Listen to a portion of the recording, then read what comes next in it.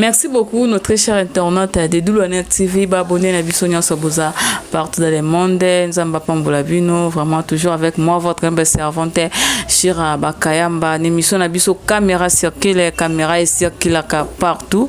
Les lots caméra circule et pas Moussala Nzambe, Nabinga Kimoto Nzambe, prophète Orly. Il mon père s'est présenté parce que c'est la première fois à passer dans l'émission Nabiso caméra circule. Vraiment, il m'a s'est présenté. On a salutation à maman Solange Mboa qui na Suède, motema ya papa Patrice Bakuba. Babi couple moi malamu, salutation à maman Mami Kapia, salutation à docteur bienvenue to follow, président docteur bienvenue to follow, salutation à yo. Bonjour prophète Orly. Ah bonjour maman, merci. Bonne santé. Ngolo Nzambe maman. Vraiment le to lobela mingi délivrance prophète Orly s'est présenté parce que c'est la première fois au passé une émission à biso ba internaute ba zape na beso ba prophète Orly azanani église évoluer comment avant d'appeler. Merci journaliste pour la parole. Comme on a dit prophète Orly Mbaya na fandi na yolo et église ezwami na Bandal avenue chef Kinzonzi numéro 236 référence terrain CK5 intercession na biso eza na matete groupe Sycomore to puyara chaque jeudi de 0h jusqu'au vendredi na 5h toza na quartier pour du numéro 19A.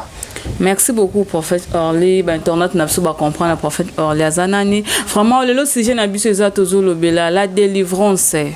Hein? La délivrance, mingi va comprendre pourquoi bit sa délivrance ba bien ngote pourquoi muto aza la délivrer mais les autres za mosala nzambe awa ye mo pas za makas na domaine wana pour ngamuro na mona ba délivrance ya somme vraiment prophète Orly aza awa ako expliquer biso prophète Orly délivrance ezani pour ba nzambe belé ba yeba te se ba PC message il faut les au passer na délivrance au comprendre la délivrance ngoni ko expliquer bango délivrance ezani.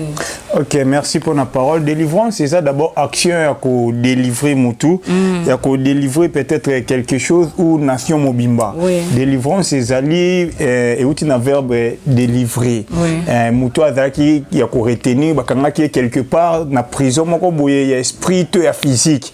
Donc, monde spirituel est un monde physique. Ndenge tu as la prison, il y a Mokili, ndenge la prison satanique et Zali. Donc, c'est un peu ça. Ce que prophète Oroye bandingi muto il faut aller kana délivrance moi babilo ni no yeba ke no bubino basana nzambe bo prière ke no muto o ezo senga marambu na il faut aller kana délivrance moi basine za ndini bon ba signe ya délivrance ya muto azal livré d'abord au monde ngona ba songe Dieu parle tantôt d'une manière tantôt d'une autre yo moko nzamba ndo l'action honnête batu na profiter pena ndo ko expliquer batu mingi ba lota ba ndoto aussi ça nos classes mozaka na bleu blanc il va déjà signe moko déjà que ba la question qu'il faut luka délivrance parce que vie ezo réclamer yo vie sima. Donc délivrance yo moko comprendre nango faut luka délivrance parce que muto zo sala makambo zo marcheter donc ozo koma na objectif aba ya ba but na yoti donc za muto mo faut luka délivrance yo za toujours limité soko oza na elo côté ou bakanisha bieye mais ce que loko yé makaniswa ne bungi donc faut luka délivrance prophète na mono lobimo lo mo ya bandoto wana ezape na batu musu balota bandoto ba soda ba olanda bango bazo landa e pardon mutu musu ba ko lota ndoto place azalaka mané passé déjà à quitter parcelle wana mazolo tandoto zaka na parcelle wana vous expliquer biso gloire à Dieu merci et loko wana il va déjà faut luka la mot délivrance parce que place déjà oyo zala obimé et yelanga pe kakando lobby une fois toujours prier na retraite avec na faire moi avant d'aller pas maman le qui na ekala na beau marché mais à longwa et les jours ayaka na veiller nga kolo la sanga na kata chambre yana na beau marché et ezana batu mususu au kota kana ndako mo mais yo bimi ok na yo mais esprit na yo etikali parce que en réalité de l'homme c'est l'esprit donc délivrance et noto et révélera mutu état esprit na oyo zali soko za ndoki na songe okoye bango soko za mutu bazo nga ba initier okoye bango partir à songe donc les seuls moyens oyo nzamba lekaka solana bana na ye na nzela ya songe yango wana kaka nzela o nzamba lekaka pona ko sola bana en dehors ya parole de Dieu na prophétie o ezopesa na biso ba sakoli donc songe est vraiment révélation clé ya nzambe pona kotalisa esprit ya état d'esprit ya mutu vraiment bana nzambe oyo pe bolota bandoto zozanga explication prophète Orly a opesa numéro na ya téléphone vraiment izara na za sur WhatsApp Facebook soko lali lotindo to ko benga e boy bandeni a expliquer pe a aider vidéo na ba prière prophète lelo ba na nzambe belé bazana Congo ba komi ko bouder ko leka na délivrance parce que tozo mona ba délivrance et komi ebelé mutu bazo délivrer mbisi ma ebimi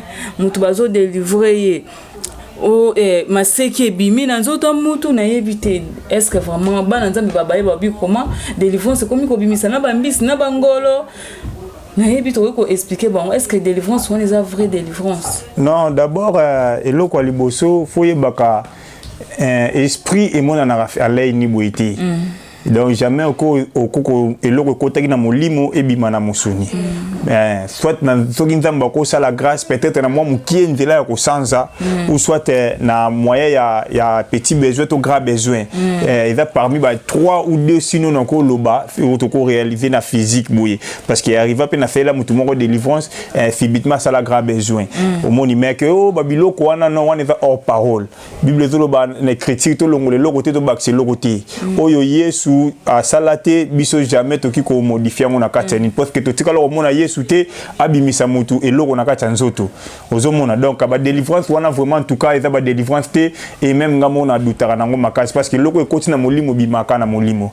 Merci. Après combien de temps mutu fois les canaux de délivrance pour les gens avec l'église musupe ba na nzambe batambola émission pour na sala ngo na na soli na batebele babishira yuzala pembe na basala nzambe mama Rika moi sa pembe na bundes mama Rika nzamba pambola yo mutema ya papa de Christ na bundes balobishira za pembe na basala nzambe délivrance pour mutu za la délivrer et senga combien batamboni. Pour exemple, pasteur Moussa Kenda, il y a Kalobizonga, délivrance, Moussa Tate, Oyeka, le va prier pour la délivrance. Il faut ça, moi 3 ans, moi 2 ans, moi 4 mois, ou comment? Bon, d'abord, le Kaliboso, le sauvera mutueza connaissance. Bible va vous connaître la vérité et la vérité vous affranchira, la vérité vous rendra libre. Et le biso surtout ba congolais na kolo ba particulier to ba mingi ko luka délivrance mais to ba ko conserver délivrance té. Ko luka délivrance na ko conserver délivrance c'est des choses différentes. Donc au cause de délivrance lelo au conserver no ngo pe bien. Et si li nango si mukolo yeso ko zonga to mukolo no na fait na mo ekoki obzongi na yo et si ko utaki. Donc to ba nde ko battre la délivrance. Donc eloko me marabiso na ba délivrance ya ba processus wana nde to komisa yango or normalement la Bible procédure à délivrance ezati. Na tanga Bible na mona teke mutu moko yaka lobizonga lelo non. Non vraiment le prophète m'a appelé ça une invitation à qui non wana ba ngamu ko na cité non a été sur il faut les canaux de délivrance somba no kai na somba kai. Kai que no yaka chaque vendredi boy tina lemba na ngana kai on a sundoela na bureau nae. Bon, en fait, je yango tozoloba tozana ta enfin yesu loba ki ebele bakoya na kombo na ngai ba msusu kombo yesu lelo eza commerce na bango azu kombo yesu atiwana akomi otekela ngo bato biso tozwaki yo fele to pesaka yo fele yo oya okuta biso place to sambela makambo salamana omona to sengaka eloko te to yambaka na audience ti donc musala nzambe za musala moko boye oyo nzambe yemo ndatindaka mutu yemo soka bengi o peso makoki nyonso ozwa sono ya kolia ya kolata et tout donc soko moni déjà kaya bongo kende lobizo ngazobi nzamba zaka na rendez-vous après combien ça non action de grâce sombana nuboye sombana yango loko na uti ko lobado suka na ngweza ka bongo wana baza ba serviteur ya ventre ndenge apôtre Paul avait dit à Timothée donc ba serviteur ya ventre mais action de grâce peut délivrance musupe sala mana ba offrande non bon tozo ke malembe ozomona délivrance c'est sala mana bo offrande et ça ko sceller offrande des obligatoires même à sur ça l'eau délivrance faut sceller même à ta parole il y a connaissance au moins ça l'entend bazo biso faut sceller yango ozomona même à ta sur l'autre type noto ya bien faut sceller yango to mona na 1 roi chapitre 3 verset 5 Salomon à l'autre songe à l'autre noto à l'homme qui na tonga kia sceller yango et kokisama donc babilo ko na faut ko pesa ka est obligatoire faut ko pesa ka yango mais délivrance ya yo d'abord mutu d'abord faut être confiant aux hommes délivrance faut être conscient que ndé loko na osala ngo ba délivrance na mso mais parce que tozo ba délivrance inconsciemment obi ke okoyi lelo lobi yesu bo okoyi comme le roi répétitif répétition moko boye okoyi donc l'église ku desi ba yeba ke faire na ku duka il suffit ka motel baka raba donc il desa kei ozomona nyonso wana eza nini toyeba koconcevoir délivrance te. Or eloko ya liboso eza d'abord faut kokotisa Jésus Christ na kati ya vie na yo aza na première position. Désolé, vous connaîtrez la vérité. Or la vérité c'est Jésus lui-même.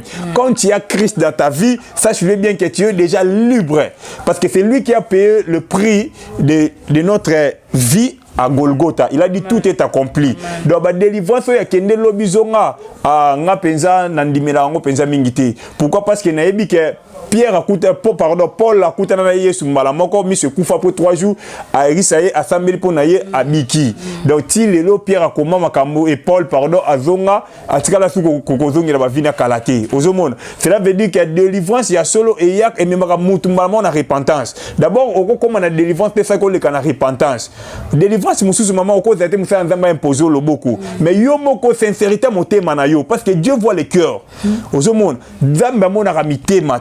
Batali motema na directement et Saint-Esprit yemo ayoko délivrer na kati ya prison zaki nango. Donc c'est un peu ça. Vraiment merci beaucoup internaute na biso bozaki na ba question pour la délivrance boyo kindenge prophète Orly a expliqué biso définition de délivrance muto et combien de temps pour aba délivrer boyo ki prophète Orly ndenga lobi. Mais le loba na nzambe bazo tuna ba o baza en Europe, baza en Amérique, baza en Asie, baza partout dans le monde. Est-ce que délivrance peut ressortir à partir de téléphone?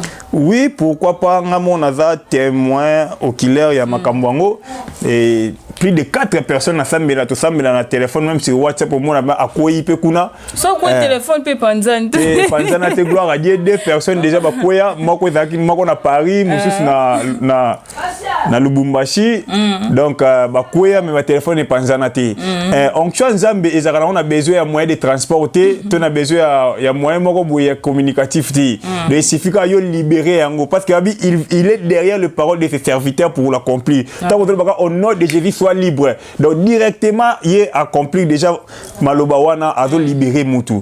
Donc délivrance c'est ça la marque de près et de loin parce que il y a mon livre Jérémie c'est un Dieu de près et de loin.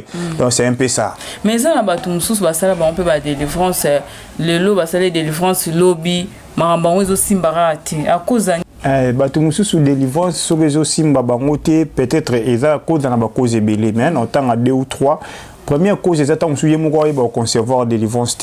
Deuxième chose, c'est peut-être place au hasard, permis qu'il y ait de délivrance place ou ana. Et troisièmement, manque de révélation. Parce qu'il y a un peuple qui n'a pas de révélation, c'est un peuple qui tombe. D'abord, délivrance, d'abord, avant qu'on le voie, bien, il faut d'abord révéler. Et ça, le coup, on est au monde, il faut béli. Avant, il faut les cas d'abord dans le laboratoire, examiner, yebi, qui sinine, pesayo. Et grâce à la particularité, abisso, ça, l'ensemble peut compter dans la vie à Bananzambi. Parce que médecin, tout est là au Peraka. Dans ce qu'on a pour dentiste Azali, merci. Chirurgien Azali, donc, mouton dans domaine. Donc particularité na grâce ya mutu pe et jouera makasi na vie à moi na nzambe na domaine de délivrance. C'est un peu ça. Merci beaucoup bah cette personne à docteur Jimmy Beng mon yaya d'amour mon grand frère docteur Jimmy Beng, docteur Christian Bambi, mon frère camarade na Ekodi même madame Nieka ba bon dimanche na yo docteur bienvenue to follow docteur Raoul malgré to bebani mais docteur Raoul ma salutation na yo wala vraiment docteur Aminene. Merci beaucoup. Prophète lelo bana nzambe mususu pe bazana besoin de délivrance bazana besoin numéro na est-ce que au senga bon te audience moi les cas non pas frère Caleb kuna botia offrande avant to banda délivrance bien de ni pas mususu ba sombisa bango ba sac ba ciment ba sombisa bango ba veste pour les canaux délivrance. Ah, Mama Shira, wana penza soko yoki prophète Orly comme ça makambo bongo carrément supprimer le numéro na téléphone na yo bloquer ngai. Comprends que la tengami na fait na droit chemin parce que Bible lobby tout ça qui orphelé faut topé ça orphelé. Yesu Bible il partait de ville en ville, il faisait des biens, il guérissait les malades. Ozomona donc ngana fait pela ressemble la pona mutu surtout ba beli parce qu'il y a parmi ba bien o yeso banda ko sala. Ko sala mutu bien zaka ko kabela mutu mbongo te donc prier pour les malades c'est aussi un bien pour nous les serviteurs. Donc mutu nyonso azana problème, mutu nyonso azana besoin de délivrance, tout ça na biso wana problème évaté donc yo yaka kaka na confiance na kondima na yo nzamba obikisa yo vraiment ba kunyo so bozana ba problème délivrance nzamba c'est l'homme inene pour nzamba lo lazala wana linga ka bana na vraiment nzamba tindela biso basala nzambe ba prophète na biso bazali donc prophète Orly aza awa oza besoin na ye okobenga e bosola na ye so pour moi numéro na jour on le quitter vraiment komela nga moko shira bakayamba numéro na ngizala wana na se émission na sala nyonso na okutana prophète beaucoup sola ozana problème nyonso ya kobota donc nyonso délivrance malade même moi na téléphone prophète azana a rolandelo ba prière même oza partout dans les so posa besoin ko Kinshasa problème ezate o Kinshasa ngana loba on a double honneur TV so ba prophète mabe bazalaka mais na double honneur TV wa prophète o ngana yamba ba émission bazaba sala nzambi na loba amen onga moko na sala ba témoignage na bango donc so moni ngana yambi mosala nzambi na plateau na nga aza mosala nzambi donc botam so ba témoignage na ko ba une émission te pour na ba minute mais so bengi ngana privé na expliquer comment prophète Orly a ça la délivrance comment prophète Orly a mimila musana nzambe donc ba vrai ce que kutana ba faux et ba vrai pe bazar donc mokile ezala bongo ya mabezali ya malamu pezali donc prophète Orly ngama lo bango prophète nyonso baleka na double net TV na chaîne nanga pona ko yamba te mutu moko sa buzoba ponga moko na linga mama nzambe mi na ya olekisa mutu moko sa buzoba za mama mabe yo robenga akomi ko lobe ba n'importe quoi non vraiment prophète Orly a appelé sa numéro na téléphone pour notre aussi émission na bisité a appelé sa numéro na téléphone bino boza na besoin bo benga et oza partout dans le monde vraiment ko hésiter te benga mosala nzambe moto na nzambe oza baka ebele donc benga ye ba témoignage ezebele prophète depuis ndoto prophétie mo pesa nga que non yozo mona ben infection ba nini ebi ke kokisa maki gloire à Dieu vraiment na kuta na on peut yo moko karaté dernièrement maman Sylvie Mouchia na Lubumbashi abenga kinga maman ngwa yebinga te mais apesa nga même message oyo pesa kinga na moni vraiment que prophète Orly nzamba zala ka pa na vraiment bana nzambe bo hésiter te bo benga prophète Orly apesa numéro de téléphone to kende mona ba prophétie prophète lelo ba prophétie comme belé bato musupe ba regreta nazo chéri na nga mo boy mais na kutana prophète mo lobi kaza mobala vie na nga te na tiketi lelo mo aza mo nazo bala te ba fie belé bazo regretter pe ba garçon be ba regretter ba prophète ba bozo tsa ba na ba rêve pour na ba prophétie. Merci maman pour la question. Bon, mon monde spirituel est vaste, monde physique est limité. Prophète a ok oponi la mutu moi cité. Prophète a ok oponi la mutu mobilité. Na lo bango peut mettre pour bala ni par prophétie. Ozomona. Bo liba les a d'abord bolingo. Na zo ebisa bandeko yo na profiter l'occasion na ebisa bandeko basi pe mibali o bozo na ba prophète elle langa na mo moi sa vie na mobala vie na nga na tikala na ko sala loko wana te. Nzambe likolo mo na ngai na tikala ko sala loko wana te na ebisa ka bana na nga o bayaka papa na sepe na bala na tuna ras ko za bolingo na oui parce que liba les a d'abord bolingo parce que prophète mto ofanda na moi so anto mo na mobali na ndako ozomona donc yo moko soko za na besoin mobali na yo senga nzambe basine soki prophète akoya confirmer le message mais yo ko ke luka prophète telanga na mobali parce que biso basakoli mosakoli aza mutu moko oyo ayoka beaucoup plus nzambe et mosakoli pas aza mutu aza limité nous connaissons à partie c'est celle Dieu qui connaît tout ozomona nzambe aoki ko sala ipe afane nien tant que tu peux silence nzambe zape accepter couple wana mais nzambe afane nien c'est galingi na yete donc bo basé foi na bien na prophétie mais bo basé foi par nzambe na domaine na libala vraiment doit temps na domaine na libala donc libala les avis on se marie pour toute la vie que fait la mort et qu'on séparer bateau donc ndeko mwasi ndeko mobali uzana besoin libala sambela nzambe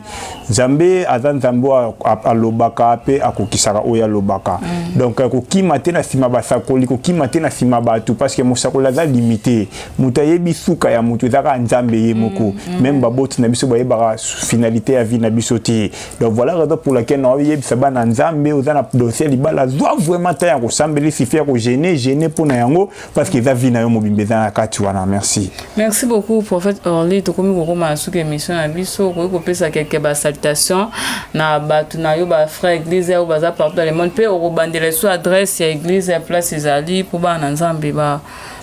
Ok, gloire à Dieu. Adresse na lobby église eza na chef Kinzonzi na commune de Bandal na quartier Molar. Tozawana kuna na yambaka chaque mercredi après culte.